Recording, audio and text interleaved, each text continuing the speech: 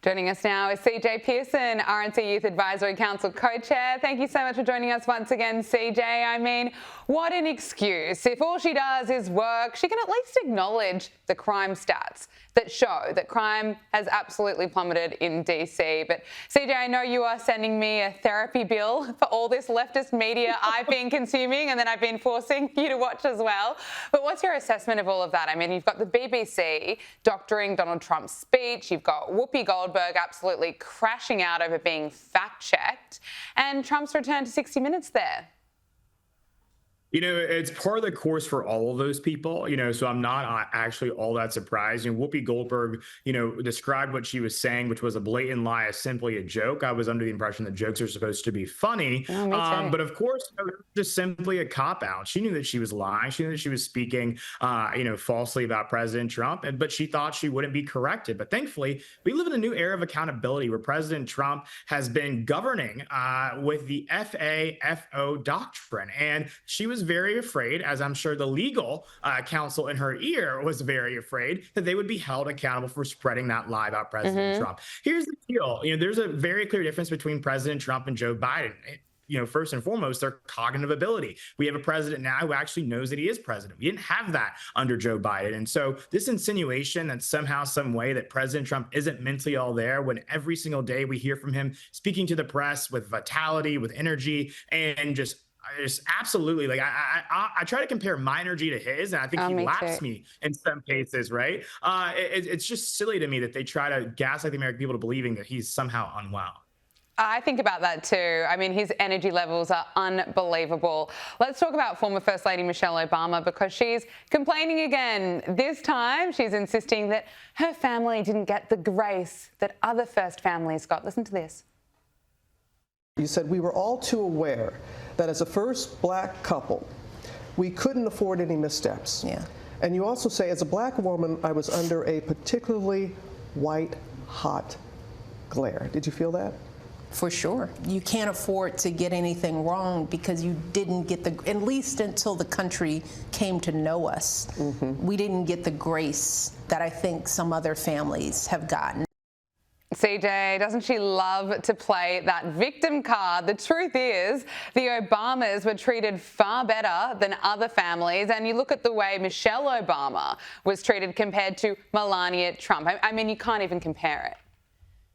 It's their favorite card in their wallet, the race card, right? And to be quite frank, you look at the treatment of Melania Trump, who is probably, inarguably, objectively, one of the most beautiful first ladies we've ever seen, who has been boycotted by every major fashion magazine from their covers, right? Yet they have folks like Hillary Clinton on them and, folks like her on them that they hail as like the second coming of Christ. It's absolutely insane. I also am old enough to remember when you had, folks on the left like, Kathy Griffin, whose name I actually struggle to remember there because of how irrelevant she's become, who was musing about the death of President Trump and also basically speculating about whether or not Barron Trump suffered from a mental disability. Like these were people who were openly saying these things without any shame, without any embarrassment, because they felt as if they had a permission slip to do so. So this entire we felt as if we were mistreated. I'm sure Barron Trump felt mistreated. I'm sure Eric Trump and Don Jr. felt mistreated when they had to endure the lawfare at the hands of the Biden DOJ that they were subjected to. And not just the lawfare under the Biden DOJ, but also the deep state when President Trump was even in the White House from the bowels of the Department of Justice here in the States. And so, I honestly, I don't know who she's trying to convince with this narrative, but I'm not buying it. I don't think many of the American people are either. No, absolutely not. Former House Speaker Nancy Pelosi, who somehow has a net worth of hundreds of millions of dollars, has gone on CNN to rant about Donald Trump for, something new. And she called him the worst thing on the face of the earth. Watch this. He's just a vile creature, the worst thing on the face of the earth. But anyway. You think he's the worst thing on the face of the earth? I do, yeah, I do. Why is that? Because he's the President of the United States and he does not honor the Constitution of the United States. In fact, he's turned the Supreme Court into a rogue court. He's abolished the House of Representatives. I mean, the fact that you've got CNN pushing back against what Nancy Pelosi is saying about Donald Trump says a lot, doesn't it? But really, to describe him as the worst thing on the face of the earth, I mean, how many global conflicts has the president solved just this year? I mean, bringing historic peace to the Middle East? Anyone? Cracking down on crime in liberal cities? Right, exactly that. And I would actually describe the worst person on the face of the earth as one of the left's passionate followers who killed Charlie Kirk, who's currently sitting in a jail in the state of Utah. So maybe Nancy needs to, I don't know, open her eyes and into the reality that we currently find ourselves in as a country. But here's the deal. You know, all of these people know how to do is speak in hyperbole and absolutely just live in a constant state of crashing out. Like, it's actually unwell. These people need Xanax. Like, to say with a straight face he's abolished the House of Representatives, a body of which she is a member, a body of which, you know, she reports to work, not often, you know, unfortunately, or maybe fortunately for us, but, you know, it's actually crazy. These people just lie straight through their teeth. And what she actually should be doing is encouraging her colleagues in the United States Senate to reopen our government so that our military service members can actually get paid, so that, you know, folks that are, you know, getting government benefits that actually need it, not folks that are using it and abusing it, but actually need it, children don't go hungry. But instead, she wants to go on CNN and spread these lies about President Trump. They're absolutely divorced from reality. Give me a break. Democrat John Fetterman is having none of it, slamming Nancy Pelosi for her comments. Listen to this. I would say that's part of the worst creatures on the face of the earth are Hamas, or like the leadership of Iran, or there's a lot of people on that. I would never use those kind of terms, and I wouldn't describe our president. You can really disagree with him, and I do disagree, but I don't think that's really entirely appropriate, but that's her words for that. So for me, that's just a different kinds of a Democrat for me. I don't gonna call people they're fascists, they're Nazis, or compare the people in those kinds of terms. He makes sense, CJ. And John Fetterman, he's also blasted Democrats, arguing that they need to own their role in the federal government shutdown. He is, and God bless him for it. You know, every time he opens his mouth, he's beginning to sound more and more like a Republican. So hopefully, I think he'll find his way over here. We'll welcome him with open arms. He may have to wear a suit if he becomes a Republican, but, you know, we'll take him as he is. Now, one of the issues that the Democrats seem to really be fighting on is keeping illegals in the country. They're, of course, against ICE agents doing their job. They're against Donald Trump carrying out his promise of deporting illegals. And this voter went on Fox News with a bit of a truth bomb for the left.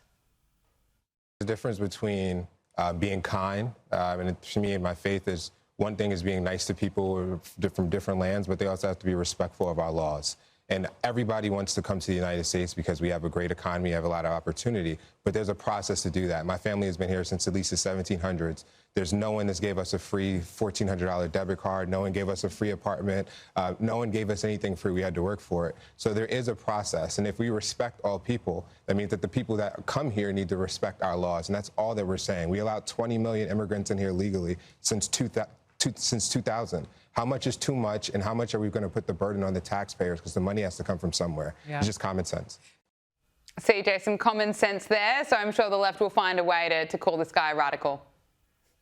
You know, it's incredibly, you know, an incredible example of common sense, but unfortunately, common sense is far too uncommon in the modern day Democrat Party. But he's exactly spot on. You know, one of the cornerstones of being an American is not believing in two tiers of justice. And I think that applies to the illegal immigration problem in this country. If you are an American citizen, whether you're white or you're black, and you broke the laws of our land, you would be thrown in jail. So why should we allow these people to show a complete disrespect for our laws, infiltrate our country, and not say, no, you got to go back to where you came? It's not rocket science. It's not a hard thing to understand. But also, too, I know that's not a hard thing to understand because the majority of Americans understand it. It's exactly why they voted for President Trump. They gave him the mandate he did. These things are not like random things that he just came up with after he got elected. He said, I'm just going to do mass deportations and send all these people back from where they came. No, he ran on that every single day, every single night. He said that he was going to do exactly this. And I think the thing that probably bewilders Washington the most is he's a politician that's actually keeping his promise. That's exactly why the American people respect him so much and put him right exactly where he is at 1600 Pennsylvania Avenue. I know, isn't it wild, keeping a promise? Now, woke Hollywood celebrities, of course, love to make it known how much they hate Donald Trump, but the penny seems to have dropped for actress Jennifer Lawrence when it comes to how people vote and how many people seem to just ignore what Hollywood actors actually have to say. You have been politically outspoken in the past. In the first Trump administration, you had a lot to say. I'm curious how you feel about talking out now. I don't really know if I should. I think the first Trump administration was so wild, and just how can we let this stand? I felt like I was running around like a chicken with my head cut off. But as we've learned, election after election, celebrities do not make a difference whatsoever on who people vote for. And so then what am I doing? I'm just sharing my opinion on something that's going to just add fuel to a fire that's ripping the country apart. Yeah, I think someone needs to tell George Clooney that. Yeah, exactly. And I'm glad that Jennifer Lawrence has come to this epiphany that was pretty apparent to the rest of us with functioning brains a long time ago. But I'm glad, some of us are a little slower than others. So welcome to the reality, Jennifer. But, here's the thing. I think she is actually spot on in the sense that the American people a long time ago realized that we were not going to allow Hollywood elites to dictate the direction of this country. And thank God for that. But what I hope she understands now is that, she should actually go outside of her, cosmopolitan, posh lifestyle and go talk to real Americans about what's going on, and go into the inner cities of, across America. And you'll actually hear from, Black families and Black mothers, single Black mothers, who are saying, thank God for President Trump for taking action, sending the National Guard. So now that my child can go play on the sidewalk, thank him, for creating jobs here at home by his, implementing the tariffs that he has. And so I got to say, again, I hope that this is a first step to recovery for her. And I hope that there are many more steps to come, because I think she's so close, but we're not quite past the finish line yet. No, that's absolutely right. Look, finally, before I let you go, quickly, Barack Obama, he's being slammed after headlining a Virginia rally for Democratic nominee for governor Abigail Spanberger, which included an appearance by Attorney General candidate Jay Jones. Now, of course, we remember Jay Jones spoke in detail about the fantasy of murdering former House Speaker Todd Gilbert and his children. It was absolutely horrific reading some of those text messages. And Obama, he doesn't seem to have a problem with this, CJ. No, it's disgusting, but again, par the course, unsurprising for these Democrats. It's one set of rules for them, another set of rules for us. And that's exactly what I've always said. This political violence issue, they always try to make this seem as if it's on both sides issue. It is not. The bullets are coming from left to right. And when it comes to actually showing leadership and condemning political violence when it actually matters, they did not meet the moment. They did not pass the test, and we should never let them forget it. Jay Jones has no business being the chief law enforcement of Virginia when he is wishing death upon not only his political opponents, but their families and their little children as well. It's just god awful. And hopefully the people of Virginia reject him and ensure that he never steps foot in that office. Absolutely. CJ Pearson, RNC Youth Advisory Council co-chair, thank you so much for joining us. Good to see you.